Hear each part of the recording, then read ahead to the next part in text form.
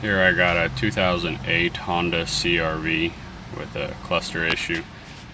As you can see, the display is freaking out. It's all pixelated, missing a lot of the pixels, and has some extra pixels. As you can see, the temperature gauge has a few extra pixels. So if you have this issue, we can repair it. I'll include a link in the description below. To remove the cluster, this panel just pops out.